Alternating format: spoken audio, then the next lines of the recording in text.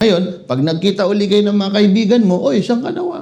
Medyo na-busy. Alhamdulillah. Nag-Muslim ka to? Oo nga, medyo nag-anap ako ng katotohanan. Magkakaroon ka ng pagkakataon na ano ba nangyari? Kasi medyo nakapagbasa-basa ako ng mga aklat. At o sige, inuman mo. Ay, medyo yan.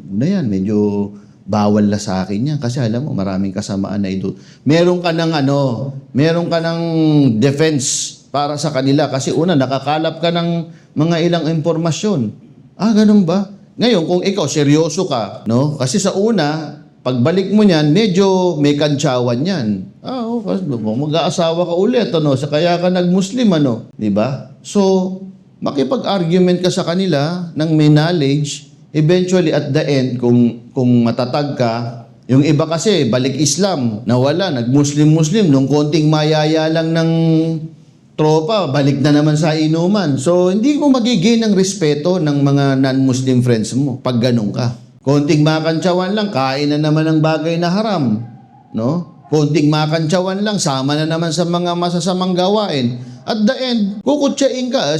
Muslim, wala, gaganunin ka. Pero kung naging matatag ka, at tatawagin ka nila sa kasamaan o sa mga gawaing bawal sa Islam at tumatanggi ka at nagpapaliwanag ka at matatag ka at nakita nilang seryoso ka, at the end, wallahi al-azim, magigain mo yung respeto nila. Magigain mo yung respeto. Pero kung mahina ka,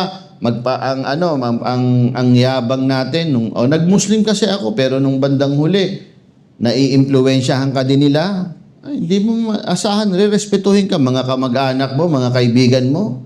Pero kung matatag ka at nagbago ka for good, naging mahigpit ka nga sa mga bawal at gumanda naman yung ugali mo, mas naging maayos ka makitungo sa kanila, hindi ka mabugnutin, maging palangiti ka sa kanila, pero kapag ikaw naman ay niyayaya nila sa kasama, tumatanggi ka, at the end, magigain mo yung respeto nila. At pag may respeto na sila, madali na yung dawa. Mabubuksan mo yung dawa. Isa-isa yan.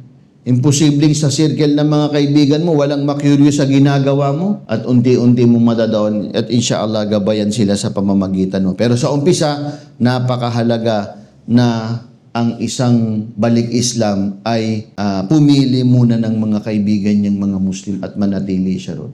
No? Sa amin, nung bago kami sa Islam, hindi ko naman pinopromote, pero napasama kami sa mga tablig. I'm not promoting tablig, pero isa to sa mga kabutihan. No? Nung bagong Muslim kami, wala pa naman mga Islamic center masyado. At dito, may jamaa rito sa Baltasar, mayroong mga Muslim dati dyan. Wala na ngayon kasi medyo kaproblema sila dyan. Pero may mga napasama kami sa tablig. I'm not promoting tablig, pero doon lang nakita ko, doon sa mga umpisa, doon kami natuto ng Al-Fatiha, iba nung pagbalik nagbalik na kami dito at medyo established na sa'yo yung religion mo.